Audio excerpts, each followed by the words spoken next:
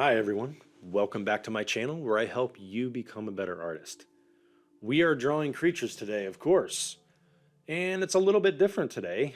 I was looking through my art supplies, and lo and behold, I had some pencil brands that I didn't even know I had, that I bought I don't know when. One of them was Royal Sovereign, and this is a 6B carbon pencil that I'm using, and I have to tell you, it is quite refreshing using a carbon pencil. I don't know if you guys know what carbon pencils are. Wolf's Carbon is amazing. This is a 6B, which is heavier than the 4B that I'm used to using, but I do like experimenting, and it feels good to get back into the old school stuff that I used to use back in my industrial design days in university. We are doing a creature today, but it is not a demonic 14-legged insectoid deity from a dimension not of Earth or Hell. This is specifically a mammal. Now, the great thing about drawing this mammal, and what I like drawing about mammals in general, is that there's a lot of emotion that you can draw with them, specifically because if you look at dogs and cats, and in this particular instance, I'm mixing a cat and a little bit of a deer and maybe horse. There's a lot of feeling and emotion that comes through with their eyes. And that's what I got into today, specifically, like you can see up here that I already put in the eyeball, because I was really excited about this whole facial structure that I was drawing. I was thinking about the skull, thinking about how much it looked like a baby rhino, but without horns, just like a mixture of things. And the wrinkles, the aging, the protrusion of the eyeball from the eye socket of these skulls really adds a lot of character to these things. You know, for me in my work, I've been doing characters and creatures for games and film for a decade. I get asked to draw scary stuff because I love drawing scary stuff. But there's a lot of things that I draw that aren't scary that I don't really show the public, so it's nice getting back into the root of creature design, and that is studying animal anatomy and drawing animals. I can't really put it another way. So this is kind of like a combination of things. I immediately noticed the shading right here with this carbon pencil that the pressure was completely different. You know, with this type of texture, the layering is going to be a lot different. Now I do mix in 4B later on, but I immediately got the sense that, okay, Bobby, don't push down as hard like you usually do to get these lines, and keep your hand far away from this so it does not smear. Because I get asked a lot, how do you keep your pages so clean? Do you use fixative? What do you use? And I said, I don't use anything. I just keep my hand away from it, and I don't erase. When you erase, you brush the shavings away from the page. What happens when you brush across your page? Well, those little those little eraser shavings get mixed in with the oils of your hand and your palm, and you brush it away. And lo and behold, you have smeared stuff. So I've also been thinking about something recently, and that is I love online learning. And what I love about online learning, because I've been teaching online for years, with CGMA and such, doing mentorships. But what I love about online learning is how it immediately impacts your brain when you're not able to actually go to a physical school. All right. What happens is when we learn, we are at the mercy of discipline. And when we are at the mercy of our own discipline, we have to set our own goals. We have to make sure that we follow that with the routine that is going to be structured every single day. And one of the things that I am going to do is I'm going to be taking some online classes teaching me things that I normally don't get into. And that brings me to today's sponsor, Skillshare. Skillshare is an amazing online community. You become a member, and one of the great things about becoming a member of something is that you feel not only an instant feeling of community, but also camaraderie.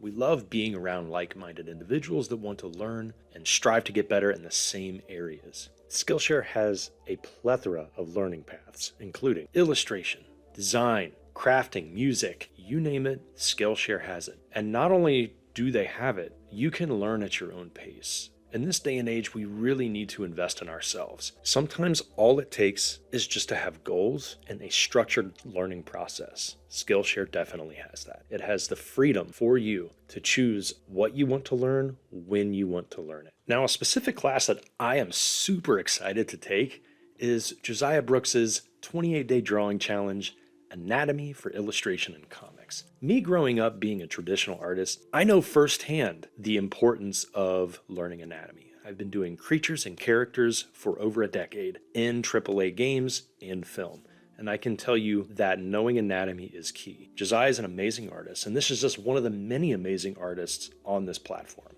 I can't wait to take this class. Now, another great feature that I want to talk about is Skillshare's curated learning paths. This is great if you don't want to just take an individual class. So you can find learning paths if you just click up here at the top, and then once you find the learning path that you want, you have an endless amount of things that you can get better at. And if you're a hobby and you want to take it to a professional level, this is definitely the place to do it. Now, for me personally, I am really interested in discover the art and science of drawing, because as an artist, we can never have enough fundamental training. Okay, I'm interested in this course because it shows you the materials that you need, but also, even if you haven't drawn the basics, you go back to it. You got 3D drawing, form and space. It teaches you how to shade. And this course is by Brent Eveston, who is a master artist and instructor. He's a fantastic artist. So I'm really excited to take this too. I haven't even said the best part. The first 500 people to use my link in the description below will get a 1-month free trial of Skillshare. That is incredible value to set your goals already and to start this year off on the right foot. Please visit the link below, sign up for a free trial. I just want to thank Skillshare again for sponsoring today's video. Now, let's get back to drawing some creatures. So the layering is going pretty smoothly so far. I've been covering up most of the face and just getting a feel for what this creature is all about. I'm immediately thinking of the type of environment that it lives in, the predators that may be stalking it, what it eats, what's the temperature there, what is its life like on a daily basis. These are the kinds of things that we as character and creature designers have to think about on a regular basis. Now, when structuring the anatomy of these animals that you're drawing, you have to think about what that skeleton looks like underneath. You don't have to know every single tendon and ligament and bone and organ, whatnot. That's not the important thing. What is important, though, is that you have a basic understanding of what the skeletal structures actually look like, where or what area the hip is located in, the scapulas, where the spine starts and the back of the skull stops. Those are really important to study. So my suggestion would be, when you're drawing your creatures, is find a real-world reference on Earth that most closely represents the creature that you're trying to invent. That way you have some frame of reference. And I'm going to keep saying this every single video. You don't have to make things up 100% from your brain. It's impossible. If you don't study reference, you have nothing to fall back on. When we make things up, whether you're a writer, a musician, or whatever, it's based on past knowledge.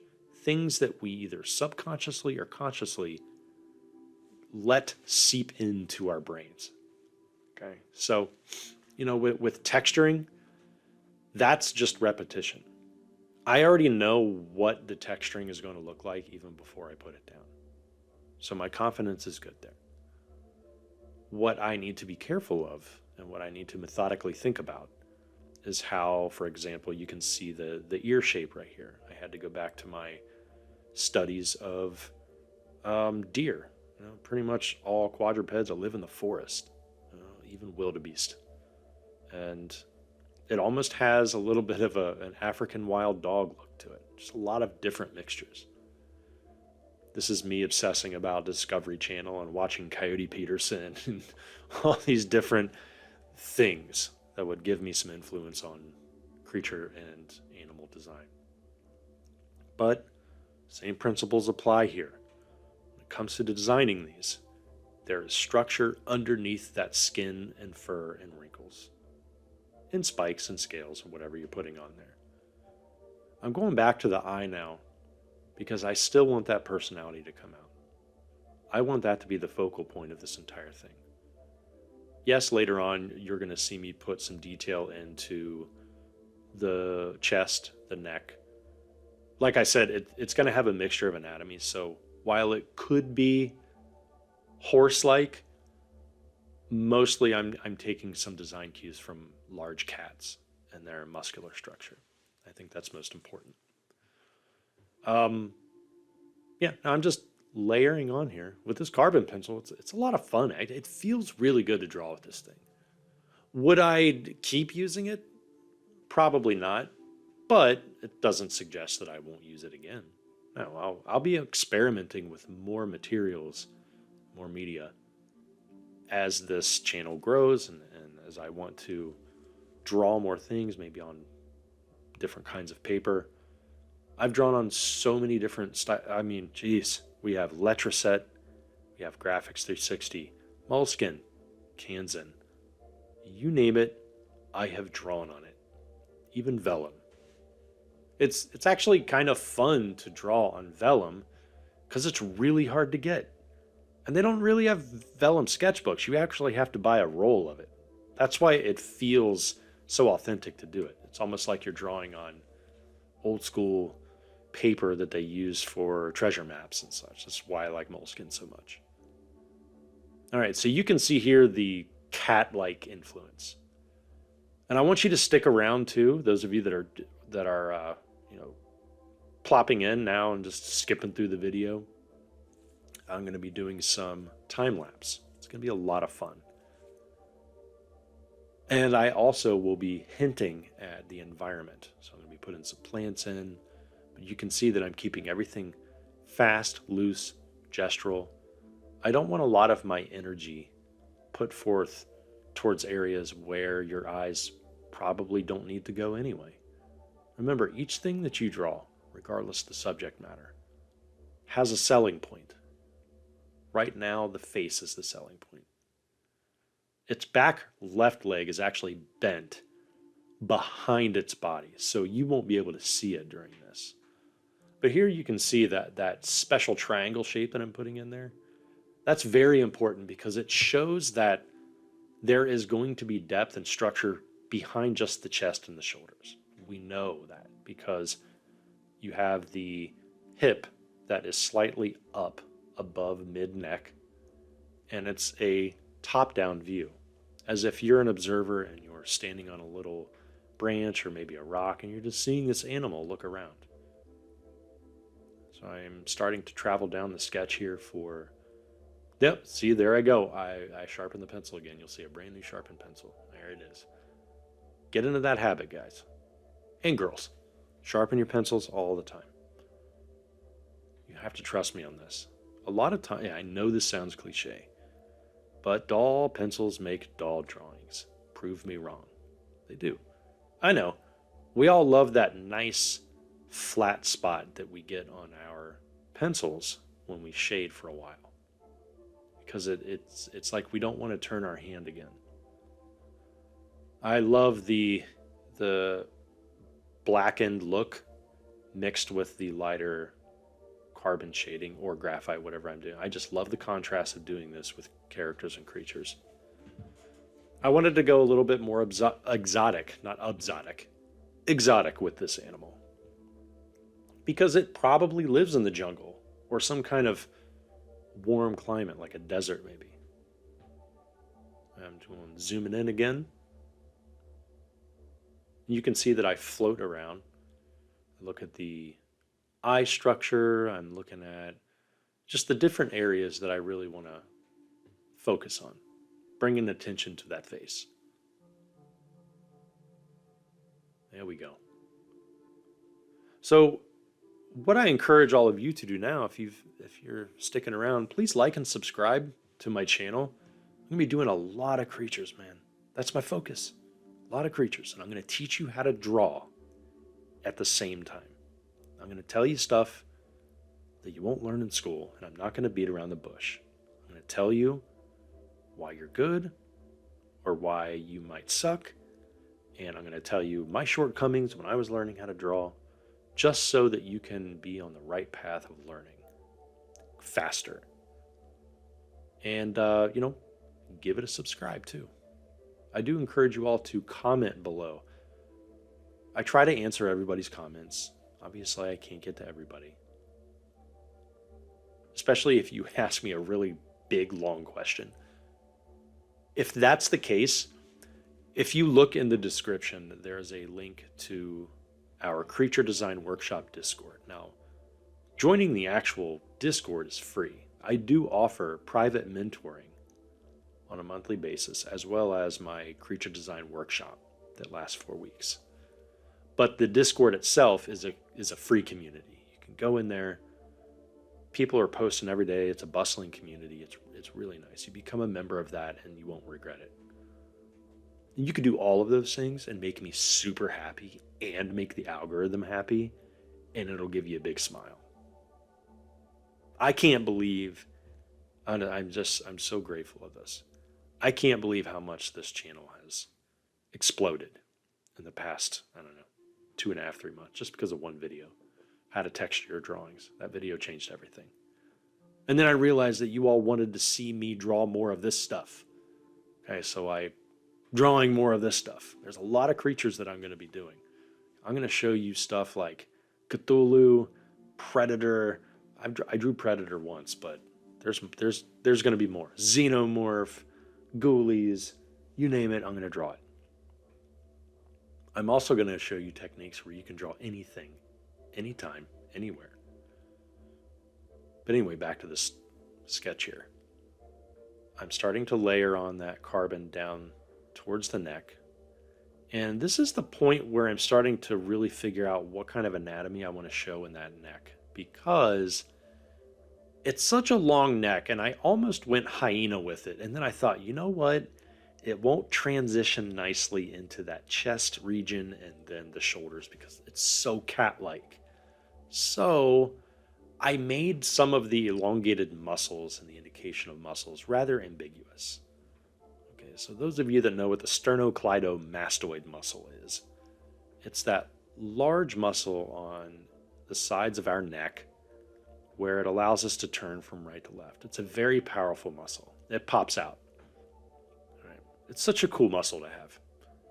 I also hate that feeling when you turn your neck too quickly and you pull that specific muscle. It feels really warm. Oh, it's awful. You want to just stop moving, like the world needs to stop. I also encourage you guys not to skip ahead because I will be sketching some fur, and I'm going to show you how to do that quickly. I'm going to be putting a mane on this creature, running down the back, and it's going to stop at about the shoulder. So I do encourage you to keep watching. And also, if you're following along and drawing with me, that's excellent. So much so that when you're done with the drawing, please join the Discord and show me what you drew. Just take a picture of it with your cell phone. Just put it in there. We have a channel in there called Post Your Personal Work. And people are posting their personal work left and right. It's so great seeing thumbnails. I encourage all of you, please draw lightly and loosely and show your thumbnails, because you're giving yourself your own visual library to go to. Not just visual library, your own library. Let's say you do 25 creatures. All right. Thumbnails, 2 minutes each. That's a way to do it.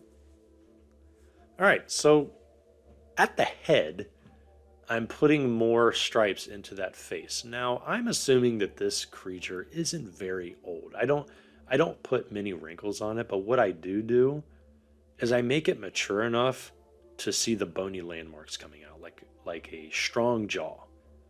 The eyebrow or the brow ridge is pretty mature looking, like it's structured, it's jutting outwards.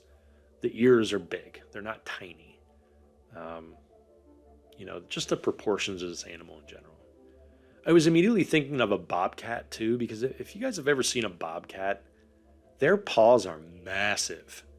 It's almost scary because we don't really hear bad things about bobcats. They're just kind of in the wild. We know they're there. Those of you that live in parts of this country or world where you see bobcats on a regular basis, please comment below and tell me if they like terrorize your pets, or if they chase you or they attack you. Because most of the time I hear hikers coming in contact with bobcats and they don't really bother them. And even like not panthers, but like mountain lions and such, they will attack hikers and kind of chase them quickly down paths, but I've never heard of a bobcat doing that. So I don't know. Give me some stories below. I'd love to read them. And also if you're drawing too. Here's where I indicate the fur. Now the fur is so much fun because I love fading thick fur and long fur into really, really fine and thin fur. All right, so now I'm just darkening the very edges just because I want to play up the darkness of that value, hitting the lighter background cream color of my moleskin paper. And what better to do it with than a 6B pencil like I have in my hand right now? I don't have to push hard. I don't have a 3H. Good luck trying to push hard with a 3H. You know what? I do miss being in high school and sketching on my homework with a 2B pencil. Oh, I can't tell you how many times I have drawn on my homework and I turn my math homework in and there is a horrible looking werewolf on there. I put more energy drawing the werewolf than I did trying to figure out the Pythagorean theorem. Although I do like the Pythagorean. Listen, I didn't study much when it came to math because I was stubborn. I was immature. English class, I passed with. I love writing. I passed English with my eyes closed.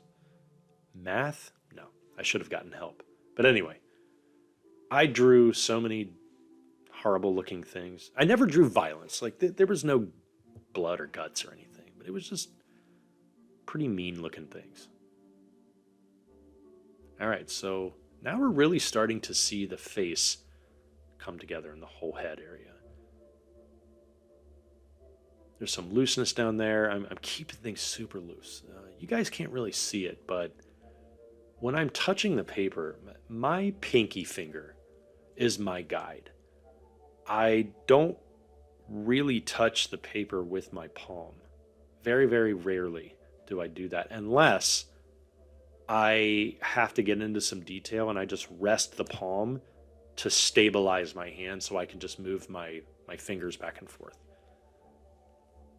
And here's where I officially decided that this thing was going to be 90% cat. I just did. Huge paws. Okay, and also, I didn't dive too much into the anatomy of paws. I put just enough indication that you know what it is. This specifically, not is specifically, that's not a word. Specifically, the right paw, the front right paw, you can see like the 3 huge fingers. I didn't put a dew claw in there. I just didn't want to. I probably could have, but I wanted to make sure that the feet themselves proportionally looked good with the body that I was drawing. Okay, so I'm traveling back up to the chest.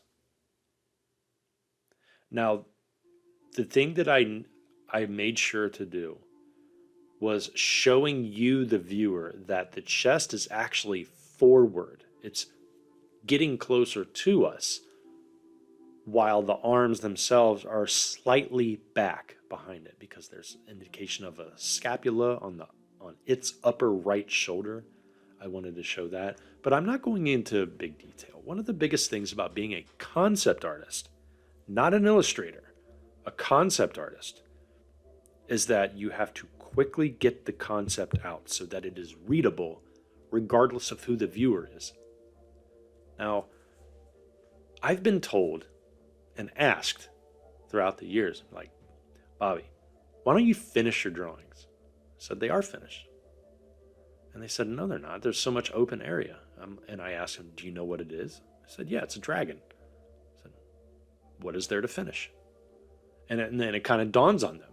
And I have to explain that finishing a drawing is 100% based on intention. Like, I don't have to put the detail into its tail with the same amount of detail that I did with the face. You know the tail is back there, and that's not even the important part. Remember, each thing that you draw is going to have a selling point. Okay, this is the money shot.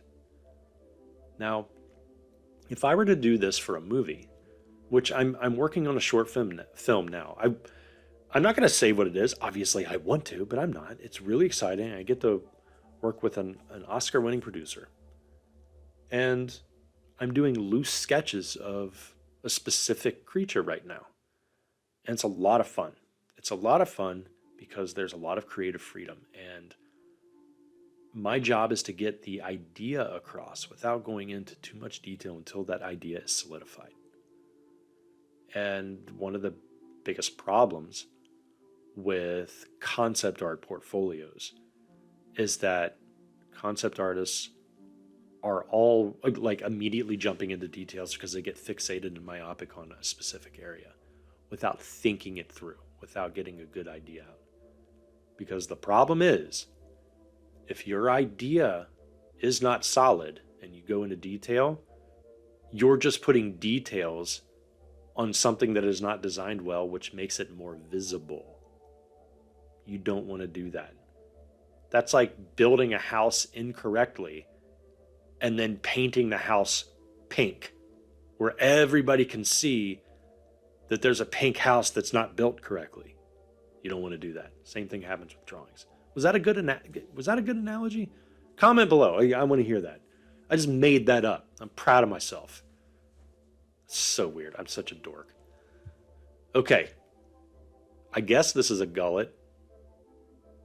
Yeah, it's more like some hanging skin there. I like doing that for my creatures just to show a little structure. There's something under there. Like it has its trachea and its esophagus. There we go. Yeah, it's a lot of fun.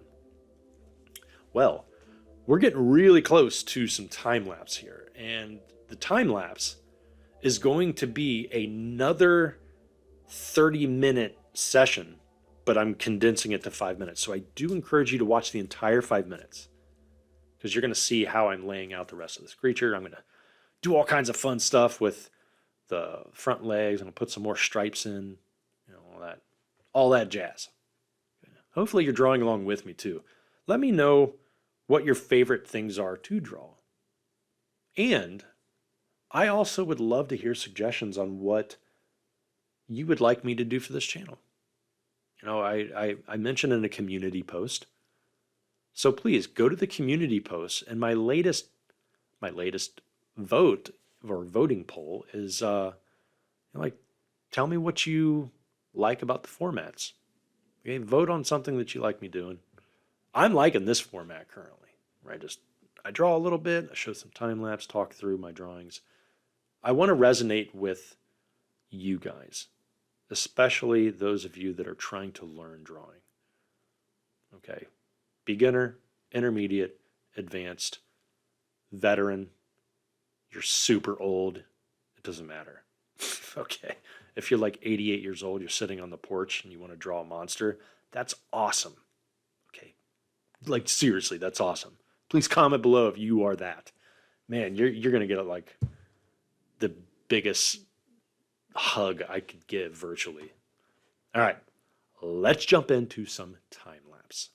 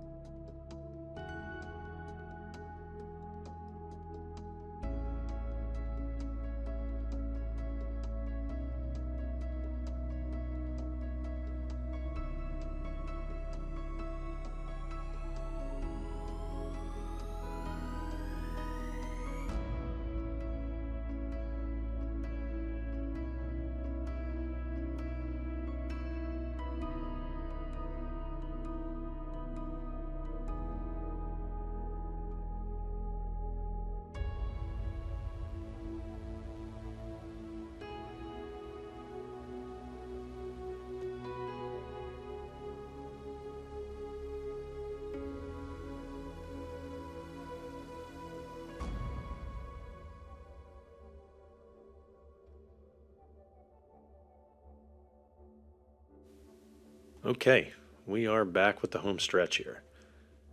Now, the details that I put in during that little time-lapse section was just to show off a little bit of the arms, a little bit of the chest, give you an indication of what's actually there anatomy-wise without having to go into too much detail. Give you some indications of stripes. Now the fun part. Wait a minute. Somebody called me out on that in the comments. It's not complete without me telling you now the fun part. So I think that's probably going to be a thing that I do for all my videos. So you don't know when it's going to come, but it will come. So the fun part is adding in the environment. Now you'll see that I indicated some plants. I'm going to go back into that. I kind of move around sporadically as I start drawing. One idea gives me an idea about another idea, and it just feeds off of each other. So that's a lot of fun. And here I'm putting in a little bit of atmospheric perspective, maybe a little bit of mist, and then I start to get ideas about where the foliage could go. There's some branches in there, maybe some strange leaves that it's living in. I immediately got a sense of a jungle, because at the beginning I was debating whether or not to keep it a desert animal, maybe desert/jungle, or just specifically jungle. And it started to turn into more of a jungle/panther type creature, so I kept it the way it is. Giving it some platforms to step on, maybe there's like a little outcropping of a flat rock. Could be a tree stump for all I know. Hey, gesture lines. Every single one of you watching this video right now, you're going to get a different idea of what it is stepping on, what it is stepping through, where it's living, what it eats, how big it is, etc.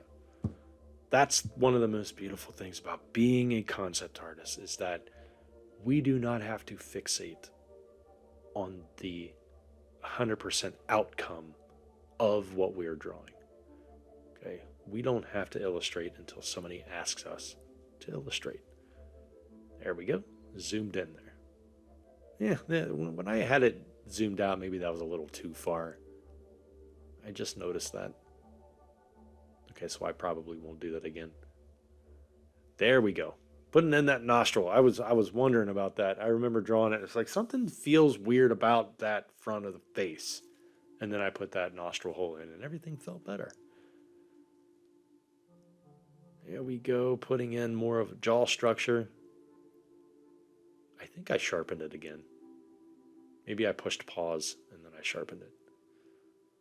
Now you can see more of the bone structure. And the great thing about this particular pencil is that roughness that you see is giving a texture of fur already. That's why it's so important to make that as smooth as possible. I'm going to reiterate that every single video for as long as my YouTube channel is a thing. That is, you have to layer the values on first before you start putting in the details. Otherwise, the details have no foundation to sit on. You're just making them float on top of the whiteness of the paper. And they're not gripping anything, hypothetically speaking. They're not gripping anything. That's why I put the ground in on a lot of my stuff. All right, so you can see me moving in small circular motions as I'm bleeding the stripes into the rest of the fur. There we go. Now I could spend hours and hours on that fur. I don't need to, like I was mentioning before. Sometimes the slightest, loosest gestural lines already gives you an indication of what's there. You just have to trust yourself in order to be putting it down. So now the fur, see, I love doing the fur part. The fur is split, some of it's matted. We don't know where this creature has been. All I know is I want to show off some of that fur to let you know what it is. Thick to thin, thick to thin, thick to thin. That's all that is. And I'm releasing pressure, I'm applying pressure. So those of you that want to practice thick to thin, do that. Thank you all for watching this video. I'll see you next time.